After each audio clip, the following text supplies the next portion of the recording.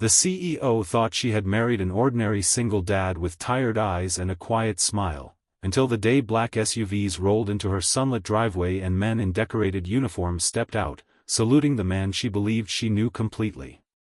If you believe in kindness, second chances, and the hidden strength inside ordinary people, take a moment right now to like, comment, share, and subscribe to the channel, Touch of Kindness. Stories like this remind us that the greatest heroes often walk among us unnoticed. It was a bright Tuesday morning in early spring when Alina Verma stood barefoot on the balcony of her glass-walled penthouse, overlooking the glittering skyline. As the CEO of a rapidly expanding tech company, she was known in the business world as decisive, analytical, and impossible to impress. Magazines had called her the ice strategist.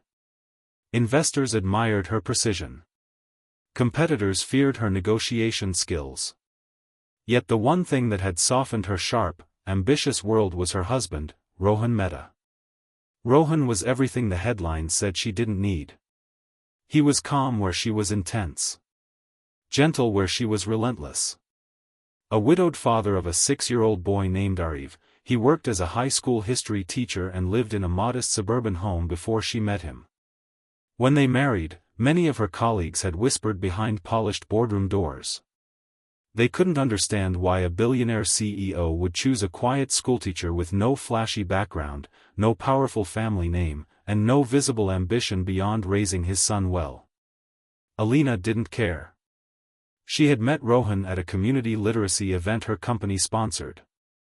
He had been sitting cross-legged on a classroom floor, helping children build cardboard castles for a history project. His sleeves were rolled up, his laughter easy and genuine, his attention entirely on the children. When one little girl's castle collapsed, he didn't sigh or correct her. He simply helped her rebuild it, brick by imaginary brick, explaining that the strongest structures are rebuilt after they fall. Those words had lingered in Alina's mind long after the event ended. She had built her empire through sleepless nights and ruthless decisions, but she had never known how to rebuild after personal loss. Rohan had. What Alina knew was that Rohan had lost his wife in a tragic car accident 3 years earlier. What she didn't know was everything that came before that chapter of his life. He had never lied to her. He simply never offered details. And she, respecting his boundaries, never pushed. Their marriage was simple and unexpectedly joyful. On weekday mornings, sunlight would stream through their kitchen windows as Rohan packed Ariv's lunch with careful attention, cutting fruit into small stars and slipping handwritten notes inside. Alina would sip her coffee and watch them from the counter, amazed at the tenderness she had married into. In the evenings, Rohan would wait up for her when meetings ran late, warming her dinner and listening without judgment as she vented about hostile takeovers and boardroom betrayals. But beneath his steady smile, there were shadows she sometimes glimpsed in daylight. Loud construction noises would make his shoulders stiffen. Helicopters passing overhead would cause his eyes to drift toward the sky, scanning it with quiet intensity. Once, during a 4th of July celebration, fireworks had burst too close, and she had seen something flicker across his face that was not fear but memory. Still, he never spoke of it. And she never asked. Everything changed on that radiant Tuesday. Alina had taken the morning off to attend Ariv's school assembly. Rohan had promised to meet her there after dropping off some documents at the district office. The sky was clear, the air warm, and children's laughter echoed across the school courtyard. Parents chatted under bright canopies. It was an ordinary, peaceful day. Then the black SUVs arrived. They didn't screech or cause chaos. They moved with deliberate precision, parking neatly along the curb. 4 uniformed officers stepped out, their medals catching the sunlight. Conversations faded into murmurs. Alina felt a strange chill despite the warmth of the day. The officers approached her first, as if they knew exactly who she was. The tallest among them, a man with graying hair and a posture as straight as a steel beam, asked calmly if she was Mrs. Rohan Mehta. Her heart skipped. She nodded. He informed her that they were looking for Major Rohan Mehta, retired, and that they needed to speak with him regarding an urgent national security matter. The word "Major" seemed to echo in her ears. For a moment, the bright courtyard blurred. Major. Retired. National security. Alina felt as if she had stepped into a different life without warning. Before she could respond, Rohan's familiar car turned into the parking lot.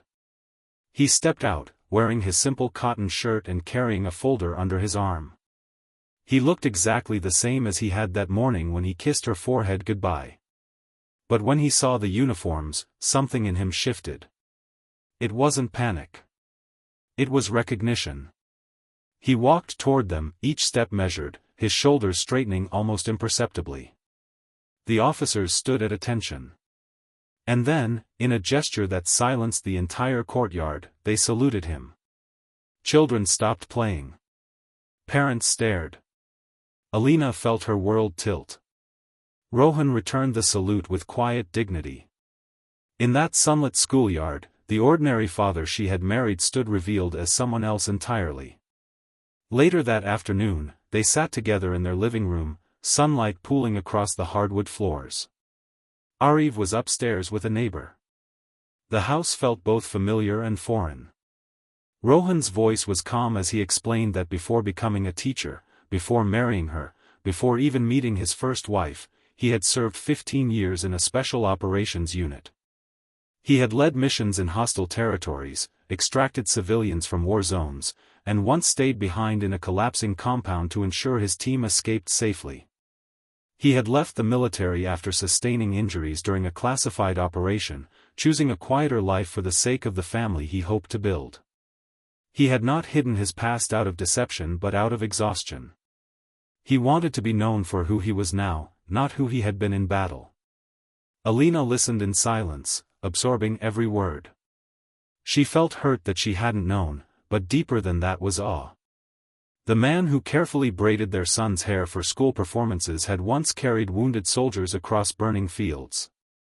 The same hands that folded laundry had once gripped weapons in defense of strangers. The officer's visit had not been ceremonial.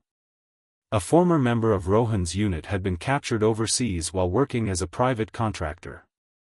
The government needed someone who knew the terrain, the enemy's tactics, and the delicate negotiation channels that existed in the shadows. They believed Rohan was the only one who could reach him before it was too late. Alina's world, built on predictable schedules and strategic planning, suddenly felt fragile. She had fought corporate wars, but this was different. This was real danger.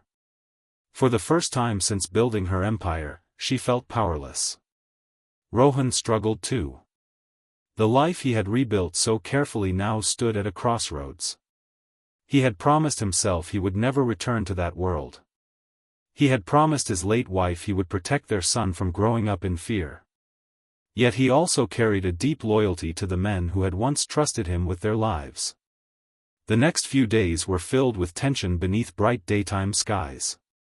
Alina went to the office but found herself staring out her window instead of reviewing contracts. Rohan continued teaching, helping students prepare for exams, but there was a quiet intensity in his gaze. Finally, one afternoon as golden sunlight filled their kitchen, he told her he had made his decision. He would go. Not because he missed the battlefield. Not because he felt obligated by pride. But because he knew what it meant to wait for someone who might never return. He would not let another family endure that uncertainty if he could help it. Alina's instinct was to fight the decision. She had spent her life controlling outcomes. But love required something different. It required trust. The morning he left was painfully ordinary. Birds chirped. The neighborhood was calm. Arif hugged his father tightly, unaware of the full weight of what was happening, believing his dad was simply helping a friend far away. Alina stood in the driveway as the same black SUVs carried her husband away.